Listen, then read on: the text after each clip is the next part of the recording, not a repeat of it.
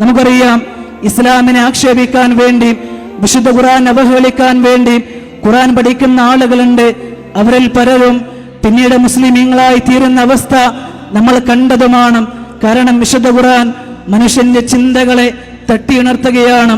മാനവരാശി നേരിട്ടുകൊണ്ടിരിക്കുന്ന നിഖിലമാന മേഖലകളിലെ സകലമാന പ്രശ്നങ്ങളെക്കുറിച്ചും സംഭവ വികാസങ്ങളെക്കുറിച്ചും ഖുർആൻ വളരെ കൃത്യമായി ചർച്ച ചെയ്യുന്നുണ്ട്.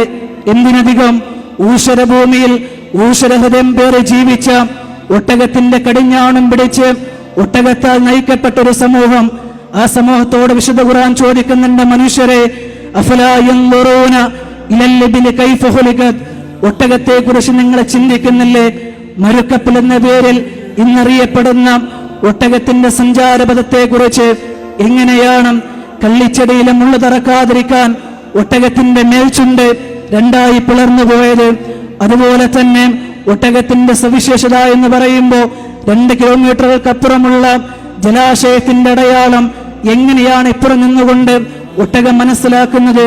അതുപോലെ തന്നെ മരുക്കാറ്റടിക്കുമ്പോൾ അതിനെ തരണം ചെയ്യാൻ എങ്ങനെയാണ് ഒട്ടകത്തിന്റെ കണ്ണിന് പ്രത്യേകമായ കവചം കടന്നു വന്നത്? എല്ലാം അത്ഭുതങ്ങളാണ്. നിസാര കാര്യങ്ങളെ കുറിച്ച് നമ്മൾ ചിന്തിക്കുമ്പോൾ അതുപോലും നമുക്ക് അത്ഭുതമാണ്. നമ്മുടെ ശരീരത്തെ കുറിച്ച് ചിന്തിക്കുമ്പോൾ അതുപോലും നമുക്ക് അത്ഭുതമാണ്.